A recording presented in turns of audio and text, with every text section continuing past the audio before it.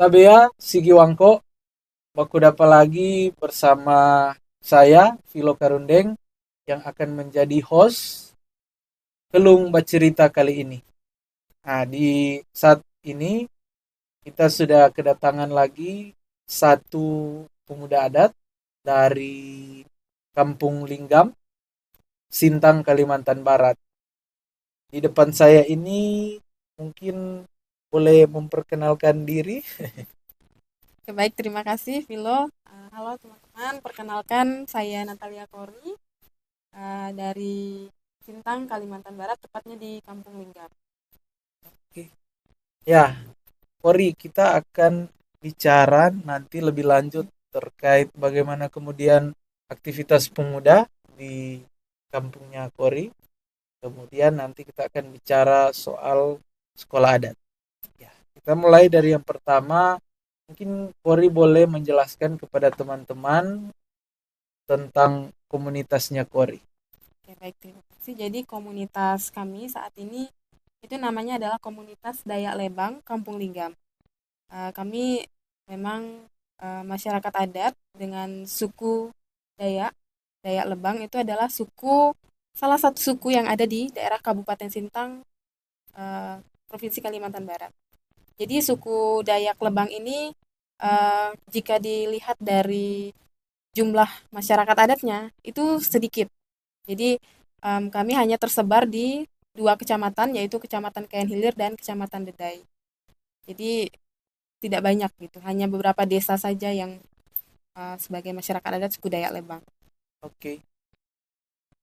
Nah, teman-teman biasa nih Kori. Teman-teman dari Kelung Cerita ini mereka senang sekali mendengar tentang tradisi-tradisi di kampung. Mungkin Kori boleh sharing tentang tradisi di kampung Kori? Jadi tradisi kami masyarakat adat Dayak Lebang ini yang lebih dikenal, lebih familiar lah dikenal oleh teman-teman luar itu. Kita punya salah satu tradisi di mana ketika ada teman-teman yang baru datang ke kampung, ada masyarakat yang baru datang ke kampung kami mempunyai satu hidangan khusus yang memang kami buat untuk menyambut tamu itu. Itu namanya adalah tuak pekejang. Jadi itu kita lakukan ritual penyambutan yang mana awalnya itu kita dibuka dengan doa atau yang kami sebut dengan sampi oleh tetua adat. Setelah disampi, kemudian nanti tamu itu akan memotong tebu, itu memotong ompong sebagai tanda bahwa tamu itu sudah boleh masuk dan dengan harapan tidak ada lagi rintangan ataupun mara bahaya yang mengganggu orang-orang yang datang ke kampung kami. Nah, setelah itu baru mereka akan mencicipi tuak pekejang itu. Minuman tuak yang terbuat dari beras ketan yang difermentasikan, yang kita masukkan ke dalam wadah itu namanya pekejang, yang bentuknya ciri khas gitu dari suku Dayak Lembang. Kita ngobrol soal pemuda adat ini. Karena Kori juga ini dia adalah wakil ketua dewan ya. Ya, Dewan adat region Dewan Kalimantan. Dewan Pemuda Adat Region Kalimantan. Bisakah Kori menceritakan situasi teman-teman pemuda di sana? Oke.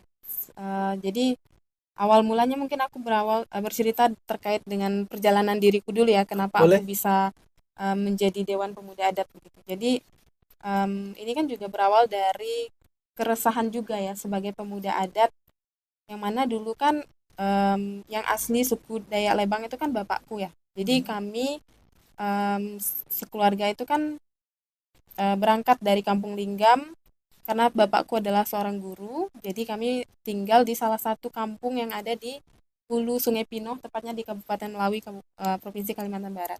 Jadi kami lahir dan besar di sana sebagai masyarakat adat Dayak Kebahan. Ya, jadi di tahun 2010 karena bapak saya juga sudah tua, jadi memutuskan untuk kembali ke kampungnya, ke Kampung Linggam itu. Lingga. Nah, di Kampung Linggam, jadi karena kami tadi besar dan lahir di suku Dayak Kebahan, jadi kayak apa ya, harus menggali, mengenal lagi bagaimana kehidupan masyarakat adat Dayak Lebang itu. Jadi kami kan jadinya keturunan aku jadi keturunan Dayak Kebahan dan keturunan Dayak Lebang. Nah, karena kami sudah tinggal di Kampung Linggam, bersama masyarakat adat Dayak Lebang. Jadi di situ setiap kali ditanya orang, Dayak Lebang ini ya. Jadi kayak kebingungan, nggak bisa menjawab. Jadi terjadilah krisis identitas Identitas di ya. situ. Makanya dari itu, jadi kayak dari aku pribadi ini nggak bisa dibiarin gitu. Jangan sampai nanti ke depannya ketika ditanya masih nggak tahu gitu. Makanya sampai akhirnya bergabung di organisasi BPAN ini, bagaimana melihat teman-teman berproses, menggali identitas, belajar bagaimana kita mengenali diri kita sendiri, mengenali komunitas kita sendiri. Nah, dari situ berproses, belajar, sampai akhirnya sampai saat ini melihat bagaimana kondisi pemuda adat di kampungku memang itu. Bahwa ternyata pemuda adat di Kampung Linggam itu juga sangat apa ya kondisinya memprihatinkan karena posisi kampung kami ini kan tidak jauh dari kota Sintang ya Oh, iya. sebetulnya dan budaya yang luar masuk juga sudah sangat banyak gitu apalagi sekarang modernisasi teknologi kan jadi mempengaruhi sekali jadi kondisinya adalah banyak pemuda adat yang malu mengakui dirinya mengakui budayanya bahkan sebelum aku melakukan gerakan pulang kampung, di kampungku ketika ada momen ritual adat, gawe adat, anak muda tidak pernah terlibat. Itu kondisinya dan itu apa ya sangat memprihatinkan gitu. Itu juga menjadi tantangan Ya ya menjadi tantangan. teman-teman di sana. Kemudian Kori sebagai bisa dibilang motor ya, bisa dibilang motor penggerak Iya, teman-teman pemuda di sana. Bagaimana kemudian mengatasi mengatasi persoalan-persoalan ini? iya.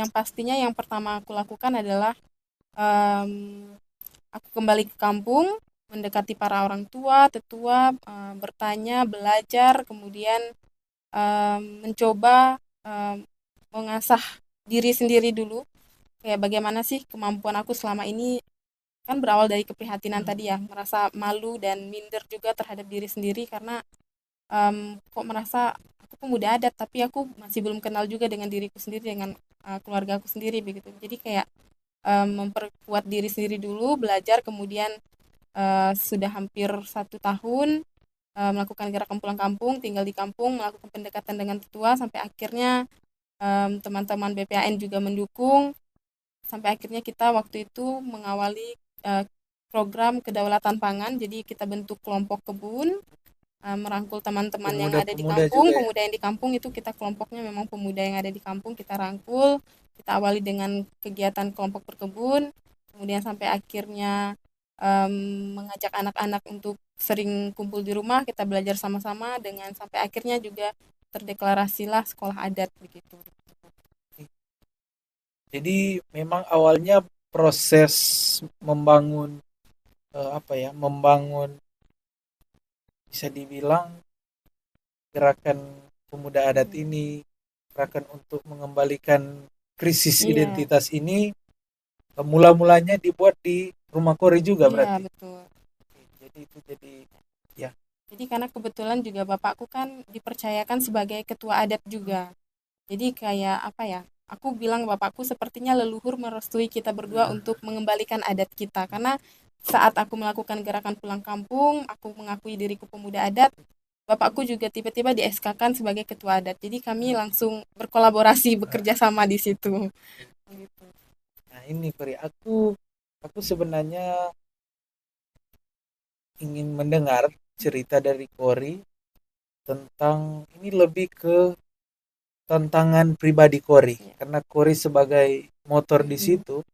Kemudian kira-kira dan Kori juga melalui proses di mana Kori perlu kembali ke kampung Iya, kan dan iya. mencari tahu tentang pengetahuan tradisi itu. Tantangan Kori secara pribadi dalam proses ya proses yang dilewati ini dalam gerakan masyarakat adat kira-kira apa itu kan?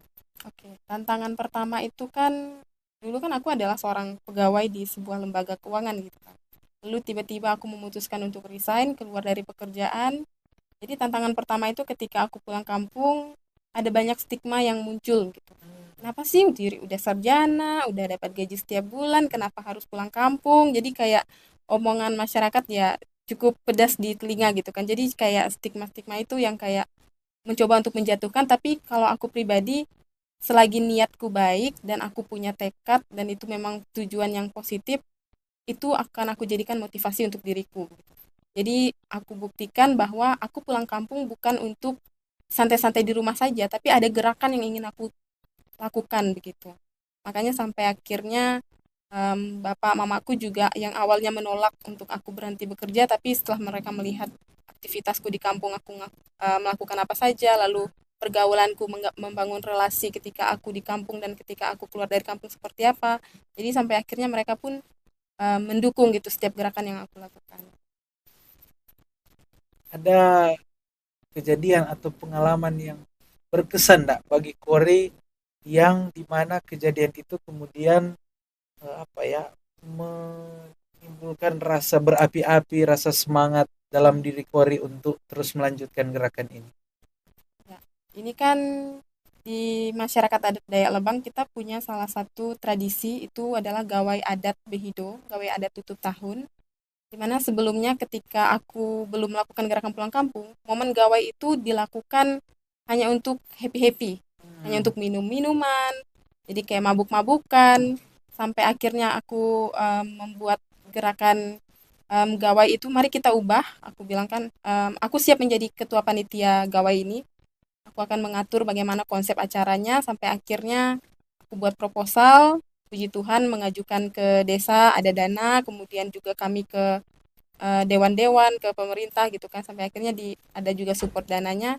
Jadi berjalanlah gitu momen gawai itu 1 tahun, di tahun 2022 itu pertama kali momen gawainya yang biasanya 1 hari itu kami laksanakan 3 hari dengan adanya ritual adat, Nah, kemudian adanya perlombaan-perlombaan tradisional, sampai di malam terakhir itu ada panggung budaya gitu, kita beri kesempatan anak-anak atau orang tua yang mau tampil menampilkan tradisi itu kami persilahkan begitu. Jadi selesai di tahun pertama itu sangat bersyukur mendapat banyak dukungan dari masyarakat. Nah, kemudian di tahun kedua, tantangannya itu bahwa tidak ada yang mendukung gitu. Jadi kayak ini gimana, ini berat gitu kan. Tapi karena aku tadi punya tekad, ya udah kayak gak apa-apa. Kayak aku coba mendekati salah satu NGO atau lembaga yang biasa menjadi teman relasi dan kolaborasi aku bekerja. Jadi di situ aku mendapat dukungan lah untuk melakukan, meskipun dari kampung itu sendiri kayak nggak ada gitu, dari desa karena kekurangan jadi nggak bisa mendukung. Jadi ya setidaknya dari teman relasi yang aku punya itulah mereka memberikan dana untuk kegiatan itu, sehingga kegiatan itu masih bisa terus dilakukan sampai di tahun ketiga juga masih terus bisa dilakukan. Jadi yang membuat aku, kenapa aku masih terus semangat, karena memang aku percaya gitu ketika aku punya niat baik untuk kampungku, untuk masyarakat adatku gitu kan, untuk sesamaku, seberat apapun tantangannya, mau seperti apapun pasti ada jalan gitu. Aku percaya kayak leluhur kita tuh dekat sama kita. Apalagi kalau kita benar-benar ingin memperjuangkan yang terbaik, pasti ada saja jalannya begitu. Makanya aku nggak pernah berkata aku takut atau aku ragu, karena aku yakin gitu. Kalau kita punya niat baik, kita juga pasti semuanya akan diberkati. tahu bersama-sama Itu bahwa sih. Sampai hari ini aku gerakan masih tetap semangat. perempuan itu kadangkali mendapat banyak diskriminasi. Kalau Kak Kori sendiri, apakah pernah mengalami peristiwa itu? Bersyukurnya di kampungku karena memang apa ya? Karena memang belum pernah ada perempuan yang kayak berani maju melibatkan diri Hmm. gitu kan. Jadi ketika aku melakukan gerakan, respon dari masyarakat itu mereka bukan yang mendiskriminasi, malah kayak Iya, mereka sangat mendorong, suportif iya ya. sangat support begitu, bahwa jarang nih ada perempuan gitu yang mau melibatkan diri, yang mau sibuk-sibuk begitu mengurus kampung. Bahkan kan kondisi jalan kami di kampung sangat hancur sekali ya. Hmm. Bahkan ketika aku bolak-balik ke Sintang ke kampung, jadi kayak mereka bahkan ada bapak yang tetangga di samping rumahku itu dia juga tetua adat. Beliau setiap kali aku datang ke kampung selalu terkejut.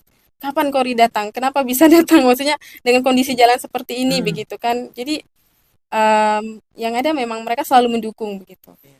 Itu sih. Dan itu syukurnya kalau di kampungku. Perhatiannya Ya, juga ya perhatiannya orang juga. tua. Iya. Memang luar biasa ya melihat kolaborasi antara anak-anak dan Mm-mm. orang tua itu ya bisa dibilang cukup jarang Iya. terjadi. Dan dari cerita Kak Kori itu ya memang kehadiran sosok orang tua di kampung, entah itu apa, orang tua secara garis darah Iya. ataupun bisa jadi ya tetangga-tetangga seperti Mhm. tadi yang kemudian selalu memberikan support kepada kita itu anak muda memang sangat penting, Iya. apalagi dalam ya, gerakan gerakan masyarakat adat Mhm. ini. Bicara soal eh, sekolah adat nih Kak Peri. Jadi apa nama sekolah adat Kak Kori ini? Sekolah adat Dayak Lembang. Sekolah adat Dayak Mhm. Lebang. Mungkin Kak Kori boleh menceritakan apa ya, sejarah terbentuknya sekolah adat ini. Ya, jadi sekolah adat ini kan memang kita inisiasi memang dari awal tahun 2022 saat aku berhenti bekerja itu aku sering ngumpulin anak-anak, ngajak mereka belajar, kemudian sampai akhirnya ikut Kongres Masyarakat Adat Nusantara di Papua. Nah, di situ kan kita bertemu sekolah adat Papua, mengenal bagaimana prinsip-prinsip sekolah adat. Nah, dari situlah aku semakin termotivasi begitu untuk melakukan gerakan pulang kampung dan mendeklarasikan sekolah adat bersama masyarakat adat di kampung. Nah, jadi 1 tahun berjalan, kita berkegiatan, sering ngumpul bersama anak-anak. Kemudian kalau ada ritual adat juga kita hadir, kita belajar bersama para tetua gitu kan. Dan sampai akhirnya di awal tahun 2023 di bulan Maret itu tanggal 26 hadir teman-teman Seknas dari BPAN, hadir juga teman-teman dari Sekolah Adat Arus Kualan dan Sekolah Adat Osing. Nah, mereka memfasilitasi kami musyawarah adat bersama masyarakat adat Kampung Linggam sampai akhirnya kami sepakat untuk mendirikan sekolah adat yang kami namai Sekolah Adat Dayak Lebang. Sekolah adat Dayak Lebang. Di sekolah adatnya Kak Kori ini, di sekolah adatnya Kak Kori ini ada siapa aja nih yang menjadi penggerak dan juga siapa aja yang terlibat menjadi murid-murid siswa-siswa kan bisa. Jadi awal pembentukan sekolah adat kan memang yang dipercayakan sebagai koordinator itu adalah aku ya. Kemudian aku coba merangkul ada ibu-ibu, kemudian ada teman-teman pemuda juga untuk ikut terlibat sebagai pengurus. Nah, tapi kan memang karena kita masyarakat adat itu kan pasti punya kesibukan begitu ya, apalagi kalau sudah ibu-ibu begitu kan dengan rutinitas kehidupan masyarakat adatnya dengan pekerjaannya sehingga kalau untuk aktif terlibat itu agak susah begitu. Kan teman-teman pemuda juga yang aku libatkan ternyata mereka juga masih mengalami apa ya, merasa bahwa mereka belum mampu untuk menjadi fasilitator begitu sehingga masih harus juga dilakukan pendampingan. Jadi ketika aku tidak berada di kampung, sekolah adat itu kadang jalan kadang enggak karena ada teman-teman kalaupun teman-teman yang ada di kampung itu mereka masih merasa kebingungan, masih merasa belum mampu begitu untuk menjadi fasilitator. Makanya sejauh ini yang benar-benar aktif mendampingi anak-anak belajar ya aku. Tapi syukurnya di tahun ini satu orang teman yang juga hadir di musyawarah besar sekolah adat itu adalah Fitri namanya. Dia adalah seorang ibu, dia masih muda, namun memang karena apa ya, permasalahan di kehidupannya kan sehingga dia harus menikah muda gitu. Dan aku melihat dia punya bakat, punya potensi, makanya aku ajak dia untuk bergabung di sekolah adat. Kita bersama-sama belajar karena di sekolah adat kita punya prinsip semua orang itu guru alam raya sekolahku. Jadi sekalipun kamu merasa kamu belum bisa, tapi tidak ada kata tidak bisa kalau kamu mau belajar, aku bilang. Makanya kita mari belajar sama-sama. Kemudian selain Fitri juga nanti aku juga akan mengajak lagi karena kebetulan di kampung kan ada juga ya anak-anak muda yang tamat SMA yang masih belum ada pekerjaan begitu kan. Nah, itu juga nanti akan aku ajak bekerja juga belajar juga begitu di sekolah adat. Ya, Kak Peri, kegiatan apa saja sih yang sering dilakukan di sekolah adat ini? Yang paling sering itu kita kumpul bersama karena kita di kampungku itu kan kalau untuk rumah adat kita adanya di kampung sebelah dan itu agak Hmm. jauh lokasinya. Jadi sejauh ini kita seringnya ngumpul di gereja karena gereja itu kan gedung yang masih apa ya, fasilitas yang memang masih bisa kita gunakan bersama gitu. Ya. Karena kalau fasilitas umum yang lain kami tidak ada begitu. Jadi gereja lah satu-satunya sebagai tempat berkumpul bersama. Kalau nggak di gereja ya di rumahku gitu kan. Jadi kayak dua tempat itu. Kemudian kalau kegiatan-kegiatan yang di luar rumah, kita sering juga ke hutan, ke sungai, di lapangan, kita belajar. Jadi aktivitas-aktivitasnya ya kita belajar menari, kemudian menulis, belajar bercerita. Jadi adik-adik aku pokoknya lebih ke praktek-praktek masyarakat adat lah begitu. Kita kembangkan di situ. Nah, Kak Ferry, eh, boleh ceritakan ke Mhm. teman-teman nggak rekam jejaknya apa Kak Kori dengan teman-teman di sekolah adat ini? Jadi kalau untuk sekolah adat ini kan memang kita dideklarasikannya di tahun 2023 ya, dan ini sudah tahun 2025. Jadi sejauh ini, selama ini kan aku juga sering melakukan hubungan kolaborasi bersama lembaga lain juga ya. Tepatnya di Kabupaten Sintang, aku juga bergabung di lembaga lokal yang memang kami bentuk sendiri bersama pemuda-pemuda di sana. Itu namanya Gemilang Sintang Lestari. Nah, jadi dari organisasi ini waktu itu memberi kesempatan kepada kami Sekolah Adat Dayak Lebang untuk datang ke Sintang, melakukan pertunjukan tarian anak-anak Sekolah Adat Dayak Lebang itu di hadapan Pak Bupati begitu. Jadi di situ anak-anak jadi punya motivasi Iya. untuk belajar gitu. Jadi kami punya waktu belajar waktu itu 1 bulan untuk mempersiapkan diri. Itu ada 3 penampilan, 3 pertunjukan oleh anak-anak Sekolah Adat Dayak Lebang. Jadi mereka menghadiri kegiatan di Sintang, bisa bertemu Pak Bupati langsung, kemudian ikut workshop ekoprint juga. Jadi kayak itu menjadi motivasi untuk anak-anak. Jadi anak-anak yang lain juga yang awalnya mereka tidak tidak rajin ikut belajar sekolah adat, akhirnya juga termotivasi untuk semangat belajar begitu. Ya, teman-teman penonton Kelungba Cerita, luar biasa apa yang sudah disampaikan oleh Kak Kori. Melihat kemudian dari cerita, mendengar dari cerita-ceritanya Kak Kori ini, ya apa ya, merasa kemudian bahwa di gerakan-gerakan masyarakat, di gerakan seperti ini, kemudian support dari orang tua itu sekecil apapun itu akan pasti akan membawa semangat baru bagi teman-teman, penggerak penggerak di apa ya, di sekolah adat mungkin, atau teman-teman penggerak gerakan pemuda adat. Dan luar biasanya lagi di ceritanya Kak Kori ini bahwa di tengah-tengah apa ya, stigma yang ada di negara kita ini, Indonesia, di mana stigma tentang masyarakat adat, stigma tentang pemuda adat, dan yang terlebih lagi stigma terhadap perempuan itu, kita kemudian boleh melihat apa ya, cerita-cerita baik dari Kak Kori ini. Ya tentu syukur juga ya Kak Iya, Kori, iya. karena apa, sangat jarang mungkin kita akan menemukan kondisi di mana masyarakat boleh menerima kan hal-hal ini. Ya, teman-teman muda, teman-teman pendengar Kelung Bercerita kali ini, saya berharap cerita dari Kak Kori boleh memberikan apa ya, inspirasi dan motivasi kepada teman-teman di sana.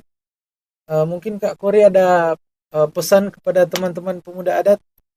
Mungkin aku ingin menyampaikan kepada teman-teman pemuda adat di mana kita berada, kita jangan pernah malu mengakui identitas kita sebagai pemuda adat, apalagi ketika kita sudah sekolah tinggi, sudah jauh dari kampung, jangan pernah malu untuk kembali ke kampung. Dan ketika kita kembali ke kampung, mari kita belajar menyesuaikan diri. Jangan ketika kita sudah sekolah jauh, sudah dengan pendidikan yang tinggi, kita jadi kayak menjauh dari masyarakat adat. Ingat, ketika orang tua kita menyekolahkan kita, itu tujuannya supaya kita bisa berguna untuk masyarakat. untuk keluarga dan untuk lebih banyak orang begitu. Maka ketika kita sudah dimanapun kita berada, baik kita di kampung atau di kota, kita harus mau melibatkan diri. Teruslah belajar, karena belajar itu tidak ada batas usia. Kemudian semangat untuk terus berkarya, gitu. Semangat untuk kita semua. Pemuda adat Bangkit bangkit bersatu bersatu bergerak bergerak mengurus mengurus wilayah wilayah adat. adat. Terima kasih banyak sekali lagi Kak Kori sudah boleh hadir di tempat ini, Ya, di studio yang bisa dibilang sederhana Kak Kori, karena ini juga hasil kerja keras teman-teman pemuda di sini, dan Kak Kori boleh berbagi cerita yang luar biasa di tempat ini, menjadi kenang-kenangan berharga bagi teman di sini, teman-teman pemuda adat.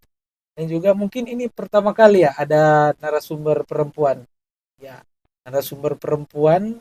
Kami berharap juga teman-teman redaksi Kelung Bercerita ini boleh menemukan lagi sosok-sosok ya, inspiratif perempuan di seluruh Nusantara yang tentunya mau iya, bercerita ya. di tempat kami ini. Ya, makasih teman-teman yang menonton Kelung Bercerita kali ini.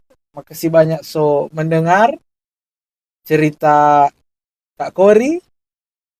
Semoga teman-teman masih akan menunggu edisi-edisi selanjutnya dari Kelung Bercerita. Tabea Sigi Wangko.